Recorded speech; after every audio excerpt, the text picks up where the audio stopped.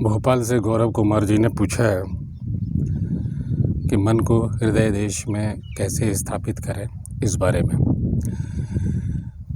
तो मेरी दृष्टि में गीता का सबसे महत्वपूर्ण श्लोक, अगर सारांश गीता का लिया जाए, ये मेरी दृष्टि है, बाकी और महारथी लोग क्या कहते हैं वो आप जानें।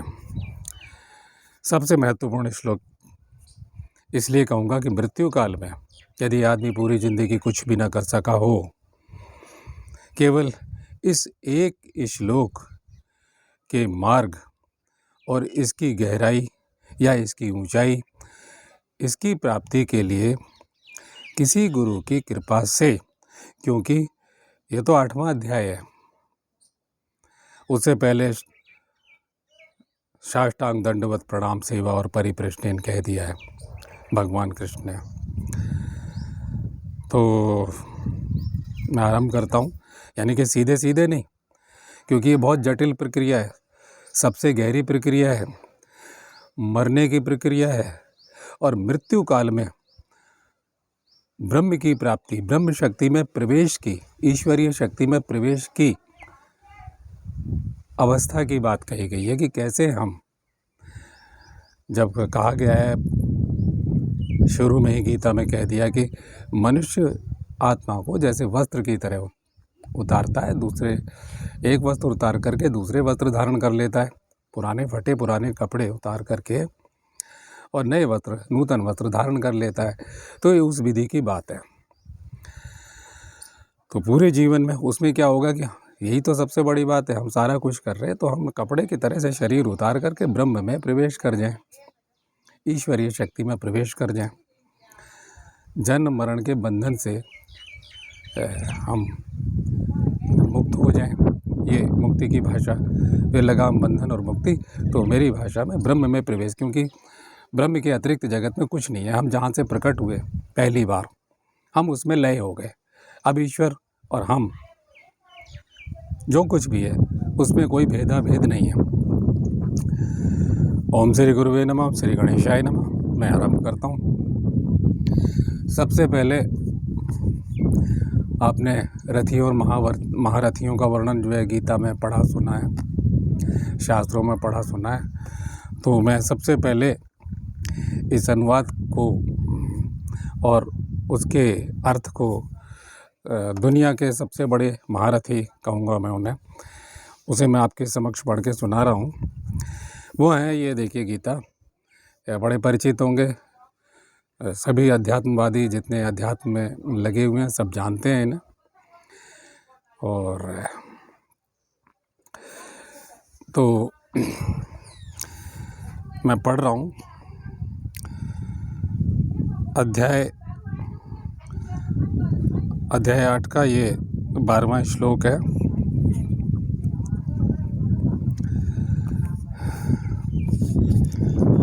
और मैं इसकी हिंदी पढ़ रहा हूँ क्योंकि तमाम लोग संस्कृत नहीं जानते हैं, एक आध शब्द बीच में अगर बोल दिया तो है। सर्वद्वाराणि संयम मनो हृदय निरुद्ध है। अच्छा, तो ये आगे का है कि मूर्धा की ज्योति में प्राणा में स्थितो योग धारणाम, है ना, मूर्धन्या आधाय आत्मनः। तो ये क्या है कि मैं ये कहते हैं दुनिया के सबसे बड़े महारथी, यानी भक्ति वेदांत स्वामी जी की बात कर रहा हूँ मैं।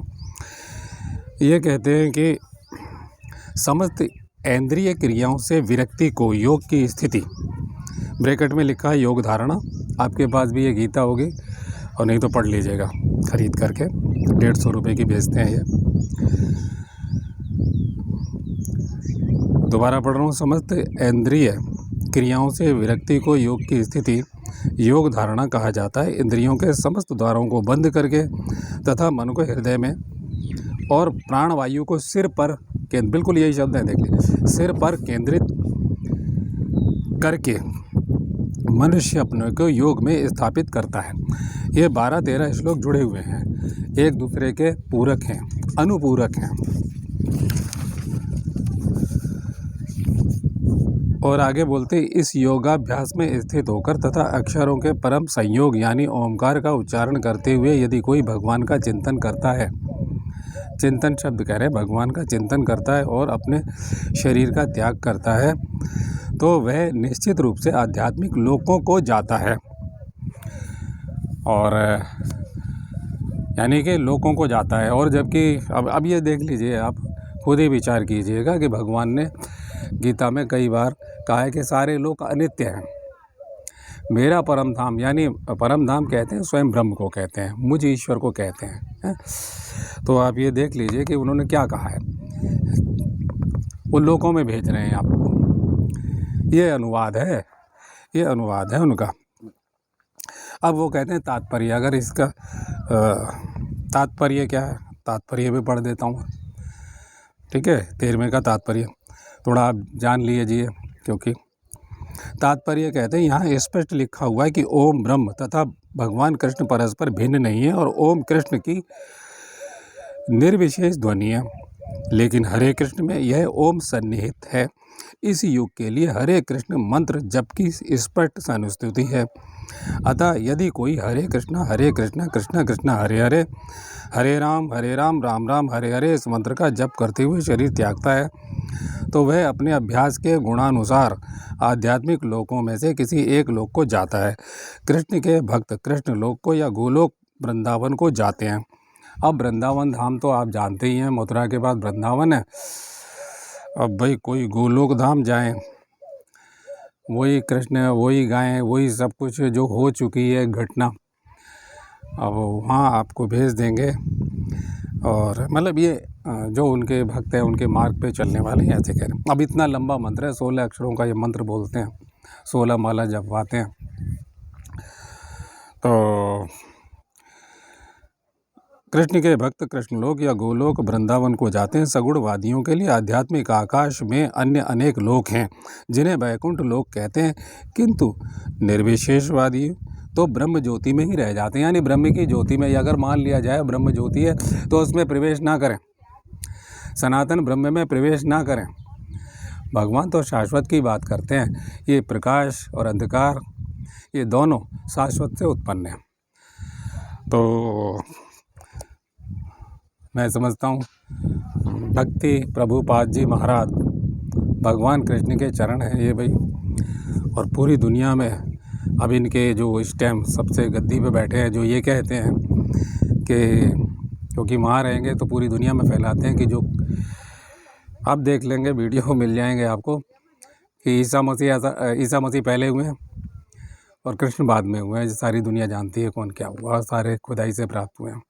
सारे अभिषेक कृष्ण के सारे जितने भी मौलिक तथ्य हैं बोले गए हैं, जो ऐतिहासिक तथ्य हैं, जो वस्तुएं हैं, वो सब निकाल ली गई हैं। पुरातत्व विभाग नेवी के जवानों ने भेंट द्वारिका से भी निकाल ली है, जो कि द्वारिका के पास में, ये अनेक बार मैं कह चुका हूँ, सारे पुरातत्व विभाग वाले भी सारा कुछ दिखा चुके हैं। खैर, तो मैंने ये पढ़ दिया। अब आप दूसरे, मेरा उद्देश्य है आपको मौलिक तथ्य की ओर ले जाना, आपको समझाना। जो लोग मुझ पर भरोसा करते हैं, मुझ साधारण आदमी पर भरोसा करते हैं, मैं हमेशा साधक हूँ। अपने गुरु की कृपा से आदि गुरु भगवान कपिल मुनि देव जी को प्रणाम करते हुए और कपिल देव जी को प्रणाम करते हुए मैं आपके समक्ष दूसरा तथ्य रख रहा हूँ, और ये है जय दयाल गोविंदका जी की गीता प्रेस की गीता। और मैं इसे आपके समक्ष पढ़ देता हूँ, फिर इसका अनुवाद करके बताता हूँ और कोशिश करता हूँ आपकी समझ में आ जाए। क्योंकि अगर पूरी जीवन कोई कुछ ना कर सके तो कम से कम इतना भर कर ले और इसमें प्रवेश कर जाए। लेकिन इतना भर शब्द ऐसा लगता है जैसे मैं बहुत छोटी सी बात कर रहा हूँ। यही सर्वोपरि योग है। पहले मृत्यु विद्या को हम जान लें, फिर शेष जीवन जैसा भी हो उसका पूर्व अभ्यास कर लें कि वाकई में हम ब्रह्म में प्रवेश कर रहे हैं योग विद्या के द्वारा। अंतकाल में उस गति को प्राप्त होंगे, हम ईश्वरीय शक्ति में प्रवेश कर जाएंगे हम। तो सब इंद्रियों के द्वारों को रोककर मैं पढ़ रहा हूँ अध्याय 8 श्लोक 12-13 सब इंद्रियों के द्वारों को रोककर तथा मन को हृदय देश में स्थिर करके फिर उस जीते हुए मन के द्वारा प्राण को मस्तक में स्थापित करके, ये मस्तक शब्द बोलने यानी हमारा सिर खोपड़ी यहाँ कहीं है, ठीक है, ये अनुवाद है इनका, अब आप देख लीजिए।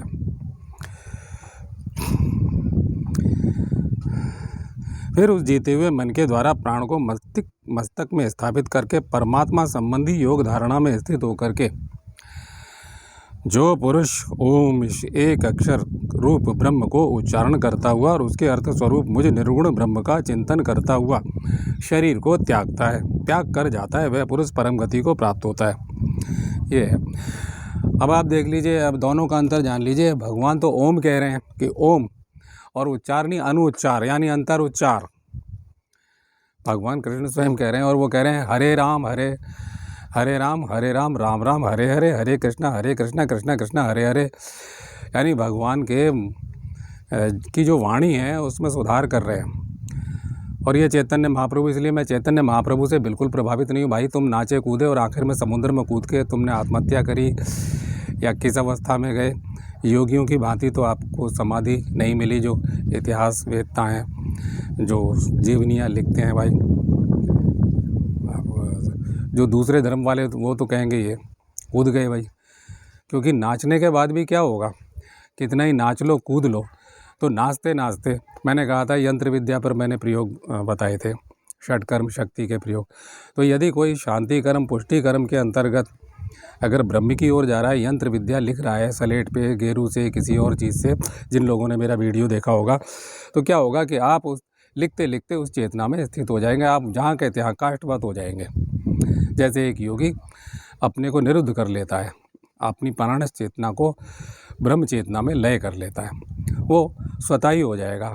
तो पहला हिस्सा आपके हाथ में आप कर रहे हैं, और दूसरा हिस्सा क्या, ईश्वर के हाथ में। और ईश्वर का मार्ग कौन देता है, गुरु ने उस चेतना से आपको जोड़ दिया है। तो दूसरा हिस्सा उधर से, इसलिए गुरु और ईश्वर को हम एक माध्यम मानते हैं कि ईश्वर को हमने देखा नहीं, गुरु शरीरधारी प्रतिरूप है, क्योंकि उस चेतना को हमें देता है, इसलिए गुरु की इतनी महिमा कही गई है। खैर, तो भाई अब हरे राम कृष्णा कृष्णा इतना लंबा बोलेगा तो आदमी का तो मंत्र ही अधूरा रह जाएगा, क्योंकि मरण काल में जब प्राण निकलते हैं। और बाकी मैं शब्दों को ज़्यादा बढ़ावा नहीं देते, ये कह दिया, बाकी चिंतन आप खुद कर लेना। खैर, अब मैं अपने द्वारा किया गया अनुवाद आपको शब्दशः बताता हूँ, और मुझे उम्मीद है, देखिए,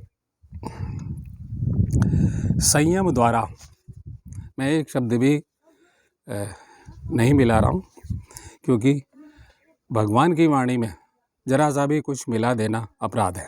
अध्यात्म को अध्यात्म की तरह से प्रस्तुत किया जाना चाहिए। और इतनी मोटी मोटी गीताएं 18 अध्याय ओशो ने बोले हैं, उसके बाद लोग लंबी से लंबी गीताएं, हर गुरु गीता पर प्रवचन करने में लग गया है। कोई प्रयोग करके दिखाए ना, इस प्रयोग का पहले प्रैक्टिकल। भाई मैं तो साधारण आदमी, वो बैठे हुए ना, उन लोगों के पास काम ही नहीं कुछ। आप लोगों से धन बटोर रहे हैं, बहुत सारे लोग स्त्रियाँ बटोर रहे हैं, और क्या कर रहे हैं, बहुत से अकड़े पकड़े जाते हैं। और जो पकड़े जाते हैं तो दूसरे वाले गुरु जी अब ज़्यादा शातिर और ज़्यादा चालाक हो जाते हैं कि बचने के उपाय कहते हैं। आशाराम पकड़ा गया, स्वामी नित्यानंद पकड़े गए, दूसरे पकड़े गए, तो हम ना पकड़े जाएं, हम ऊपर से गिरवे वस्त्रधारी बने रहें। मैं गिरवे वस्त्रधारी, मैं तमाम लोगों को जानता हूँ, उनके चरणों में प्रणाम करते हुए बोल रहा हूँ कि जिन्होंने अपना, और कई लोगों के नाम लेता रहा हूँ, ठीक है। लेकिन बहुत सारे लोग जो उस खाल में बैठे हुए हैं, उन लोगों की, मेरा भी बहुत पूर्व शिष्य हैं, 2 पक्के ढोंगी बैठे हुए हैं, एक ने गिरवे वस्त्र पहन लिए और दूसरा बिना वस्त्रों के। तो मैं बहुत सारी चीज़ों को, तथ्यों को प्रकट नहीं करता हूँ, ये मेरी मजबूरी है कई दफ़े, क्योंकि उनके बहुत सारे वो डिजिटल मार्केटिंग में हर साइड पे वो उनके शिष्यों के भी शिष्य हैं, शिष्याएँ हैं। तो वो क्या करते हैं कि 90% तो उसको बोलते हैं, 10% मेरी बातों को वो बोलते हैं दूसरे शब्दों में, हैं। तो वो क्या होता है कि मूल तथ्य मैं अपने गुरु की कृपा से वो स्वयंभू गुरु हैं, अपने गुरु अपने आप हैं। तो इसलिए कई बार मैं कह देता हूँ कि बस यहीं रोक देता हूँ, या कई दफ़े पूरी बात प्रकट नहीं करता हूँ। 20-25 आदमी है जो मेरे को सब्सक्राइब किए, उन्होंने भी सब्सक्राइब है, वो भी हैं, वो जानते हैं। आप लोग जानते हैं ना, 20-25 लोग हैं जो उन्हें भी सुनते हैं, ढोंगियों को भी सुनते हैं, मुझे भी सुनते हैं, तो जानते हैं वो। लेकिन बाकी जो लोग हैं जो वीडियो देखेंगे वो कहेंगे वो मौलिक हैं। तो क्योंकि जो नकली लोग होते हैं उनका आचरण ज़्यादा अच्छा होता है, वो ज़्यादा आपको संत लगते हैं। और बहुत से लोग तो जो मेरे पास आए वो ये मान के आए कि वो जो लोग आगे, मैं तो बड़ा पीछे हूँ, गुरु को तो गुरु रह गए, गुरु तो गुड़ रह गए और चेले चीनी हो गए, जैसे ईश्वर ने उन पर डायरेक्ट कृपा। वो कहते भी हैं कि भाई ईश्वर ने सीधी कृपा कर दी। तो मेरा एक अधिक श्लोकों का अनुवाद ना करने का एक ये भी कारण है। उनसे कहिए जो जानते हैं कि भाई अनुवाद कर दें गीता का, और मैं करके बता रहा हूँ, वो वही बोल रहे थे। खैर, मैं अनुवाद शुरू कर रहा हूँ और आप देखिए। संयम द्वारा सभी इंद्रियों के द्वारों को हृदय में निरुद्ध करे। बस, संयम द्वारा सभी इंद्रियों के द्वारों। अब इसमें ये शब्द भाव के रूप में मैं जोड़ रहा हूँ, द्वारों की चेतना शब्द मैं जोड़ रहा हूँ। अगर नहीं जोड़ेंगे तो आपकी समझ में इंद्रियों को संयम के द्वारा सभी इंद्रियों का, अब इंद्रियां कैसे हो जाएंगी, है ना। तो इंद्रियों में स्थित जो चेतना है, बाकी तो हमारे शरीर का कण कण बिखर जाएगा, सारी इंद्रियां बिखर जाएगी, है ना। हमारे शरीर का स्वरूप जो इंद्रियां हैं, जो खाने की इंद्रियां हैं, सुनने की इंद्रियां हैं, सूंघने की इंद्रियां, ये सब बिखर जाएंगी, चिता पे चढ़ जाएंगे, एक कण बिखरने वाला है। और तो ये क्या होगा, तो आप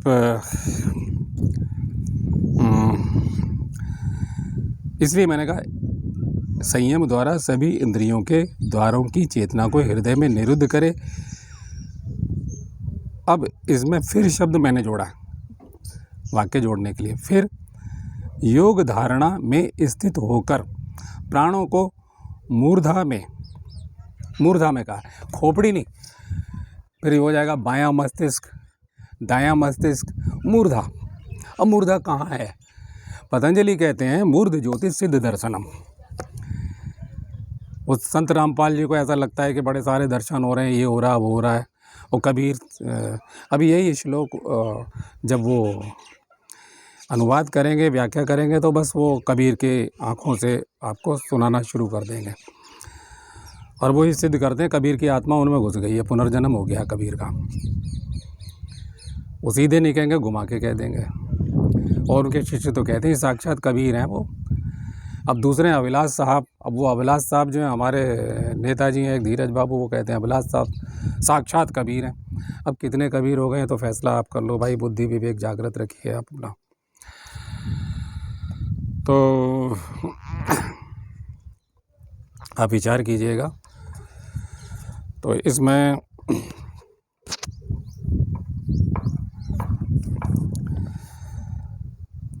अब हम आगे बढ़ते हैं। योग धारणा में स्थित होकर प्राणों को मूर्ध ज्योति सिद्ध, मूर्धा की ज्योति में संयम करने से सिद्ध पुरुषों के दर्शन होते हैं। और सिद्ध पुरुषों के साक्षात दर्शन होंगे, क्योंकि उनका तेज इतना होगा, ब्रह्म तेज में स्थित है, वो है नहीं, कहीं भी नहीं है। अब कारणभूत आपको होना पड़ेगा, मेरे शब्दों को समझें, वो कहीं है ही नहीं। अगर सुखदेव जी का स्मरण करें, कहाँ है वो? किसी लोक में नहीं बैठे हैं। ये जो कह रहे हैं, क्या नाम, महारथी भक्ति वेदांत स्वामी जी जो कह रहे हैं कि वो लोकों में जाता है, आपको लोकों में जाना चाहिए, गोलोक धाम जाना चाहिए, वृंदावन धाम जाना चाहिए। भाई हम नीचे ही चले जाएंगे, जो पैसे वाले हैं तो पड़े ही रहते हैं। सब सुख सुविधाएं उन्हें मिली हुई हैं लोगों को। भाई जिसके पास पैसे हैं और वो तो सारा स्वर्गीय सुख, उसके लिए देवलोक की अप्सराएं यही हैं। लोग फिल्मों की बहुत सारी बी ग्रेड जिन लोग हीरोइनों को काम नहीं मिलता, वो भी उनके बिस्तर पे आ जाती हैं। आप पढ़ते सुनते रहें, कई बार पकड़े जाती हैं, तो आप सुनते पढ़ते रहें। A grade, B grade, B और सी ग्रेड की तमाम हीरोइनें तक उनके लिए सर्व सुंदरिया है, वो उस मॉडल की दूसरी छांट लेते हैं। तो देवलोक की अप्सराएं भी यही हैं, वो उसमें भेज रहे हैं कि हमें किसी लोक में, लेकिन योग क्या कहता है, कहीं किसी लोक में नहीं जाना, सारे लोक अनित्य हैं। आपका फिर उन लोकों में उतने काल तक शुभ कर्म का फल। और कुछ लोग कहते हैं, जैसे ब्रह्मलोक से कई ब्रह्मलोक हैं मैं जिनका वर्णन कर चुका हूँ, वो ब्रह्मलोक जिसमें राजा ययाति और अन्य कुछ ऋषि गए, वहाँ से अधूरी साधना को पूरी करके ब्रह्मलीन हो गए। एक है कि इस स्थिति सत्वगुण को पार करके ना, 3 हम यज्ञ मंडल चक्र में 3 धाराएं जो हैं कि ये तमोलोक है, इसके ऊपर रजोलोक है, और फिर सतो गुण का सतोलोक है। अब वो सतलोक आश्रम वाले उनकी बात मत सुनिएगा, क्योंकि वो आपको भटका देंगे रामपाल जी। अभी ओशो की बात करेंगे तो बुद्धि की दृष्टि से पूरा अनुवाद कर देंगे उनकी, और कोई उनकी है नहीं।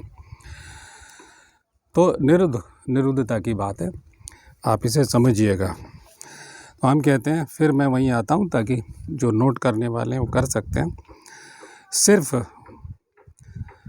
अब वो कहते हैं आधाय शब्द है, योग धारणा में स्थित होकर प्राणों को मूर्धा में आधान करके, आधान शब्द करके, आधाय मैं इशारे समझ रहा हूँ, आधान करके, शुद्ध हम हिंदी अगर अनुवाद करेंगे इसका, आत्मना, आत्मा को,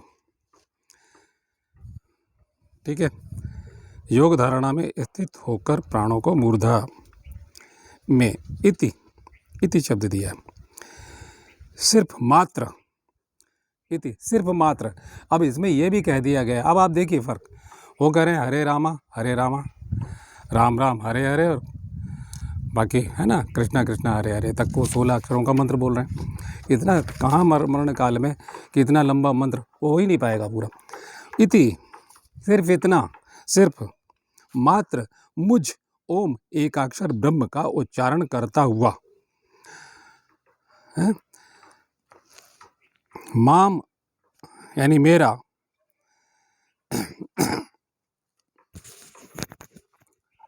अनुस्मर, मेरा स्मरण करता हुआ जो देह त्याग कर जाता है वह परमाम गतिम शब्द है, तो परम गति को वो प्राप्त होता है। और मुझे लगता है अगर फिर भी कुछ समझ ना आया हो तो एक मिनट,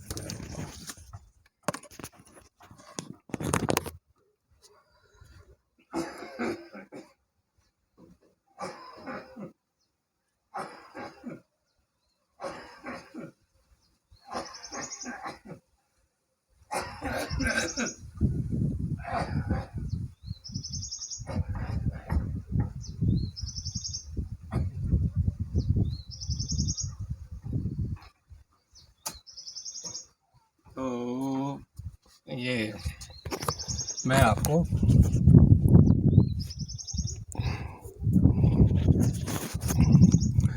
अगर फिर भी समझ ना आया हो तो मैं आपको एक तो धारणा शब्द को समझा देता हूँ। भगवान ने सारे शब्दों को युद्ध क्षेत्र में गीता कही गई है, तो ऐसे में उस स्थिति में संयम योग धारणा कई बार समझा दी गई है, आत्म संयम योग भी है।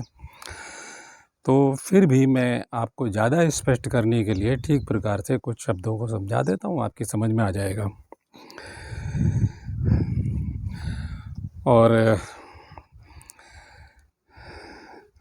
धारणा को समझा देता हूँ मैं, ठीक है। तो वो योग धारणा पतंजलि की भाषा में विभूतिपाद में, और एक है कि भगवान कम से मतलब पूरी वाणी बोलते हैं, तो पतंजलि तो अपने शिष्यों के लिए बोलते हैं। भगवान पतंजलि ने क्या किया, अपने शिष्यों के लिए एकांत में इतने शब्द इस ढंग से दिए कि नकली लोग, नकली गुरु जो कालांतर में आएंगे, अपने अपने धर्म चला देंगे, स्वयंभू गुरु बनेंगे, जिनकी कोई धारा नहीं होगी, कोई परंपरा नहीं होगी, तो उनको कसौटियों पर कसने के लिए कि ये शक्तियाँ, ये परीक्षण है शरीर के, मन के और योग शक्तियों के लिए। और जो गुरु होगा वो उन सूत्रों को सही ढंग से अनुवाद करके समझ लेगा परंपरागत रूप से। तो मैं ये आपको समझा रहा हूँ धारणा है। तो ये कहते हैं कि चित्तस्य देशबंधः, बाहर या भीतर कहीं भी किसी एक देश में चित्त को ठहराना धारणा है। अब वो कह रहे हैं मन को हृदय देश में। मन माने विचार है। अब ये मैं समझाने के लिए कह रहा हूँ मैंने, यानी विचार। फिर वो जब हृदय से, जैसे ही हृदय में क्या होता है, वह उदान प्राण है मनुष्य का। वायु जा रही, वायु के अंदर प्राण तत्व छुपा हुआ है और प्राण के अंदर आकाश तत्व छुपा हुआ है। वहाँ आकाश तत्व है। तो तत्व ये सब जुड़े हुए हैं। उस शरीरों का वर्णन और शरीरों का जाल, इतने सारे शरीरों का काम वर्णन है। योग उतनी बात नहीं करता। 7 शरीर, 7 चक्र, ठीक है, वो 7 चक्र हैं, केंद्र हैं, ईश्वर ने वो निर्मित किए हैं, प्राण चेतना है। और तंत्र शास्त्र कुंडली तंत्र पर ज़्यादा व्याख्या करता है, ज़्यादा वो बाहर से चल करके भीतर प्रवेश कर जाता है। और हम भीतर से प्रवेश करते हैं और बाहर भीतर एक आकार हो जाता है, अद्वैत में पहुंच जाते हैं। तो चलिए, ये हम कहते हैं कि किसी एक देश में चित्त को ठहराना धारणा है। ठीक है, अब आपको समझ में आ गया हो कि योग धारणा, कि हमने वो हृदय देश में धारणा की।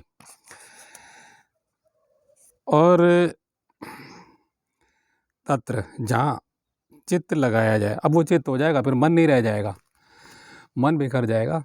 चित्त यानी चित्त की अवस्था क्या है, जिस ध्येय में लगाया जाएगा।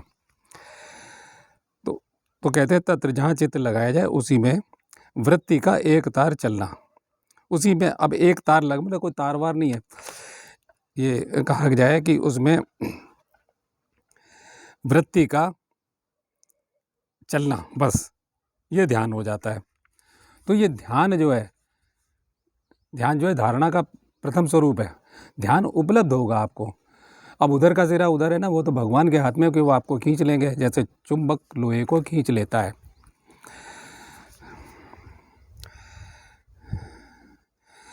आगे समाधि के बारे में कहा गया, उसे मैं छोड़ दे रहा हूँ क्योंकि कलेवर यानी विषय बढ़ जाएगा। मैं संयम समझा देता हूँ। किसी एक ध्येय विषय में तीनों का, चलिए मैं तीसरा सूत्र भी समझा देता हूँ। अर्थ मात्र निर्भासम, जब ध्यान में केवल ध्येय मात्र की प्रतीति होती है, स्वरूप शून्य में, यानी चित्त का निज स्वरूप शून्य हो जाता है, तब वह ध्यान ही समाधि हो जाता है। श्रोताओं, अगर समझ पा रहे हो तो ठीक है, वरना पुनः प्रश्न करेंगे तो मैं कोशिश कर रहा हूँ कि इसी बार में आप समझ जाएं। और गौरव जी, परम परमात्मा ने इतनी कम उम्र में आपको उत्तम बुद्धि प्रदान की हुई है। आप मेरे द्वारा कहे गए तथ्यों को पकड़ते हैं और प्रयासरत हैं। तो ऐसे और लोग भी हैं बहुत सारे, और जो लगे हुए हैं। परमात्मा कम उम्र में उत्तम बुद्धि देता है, विवेक देता है। खैर,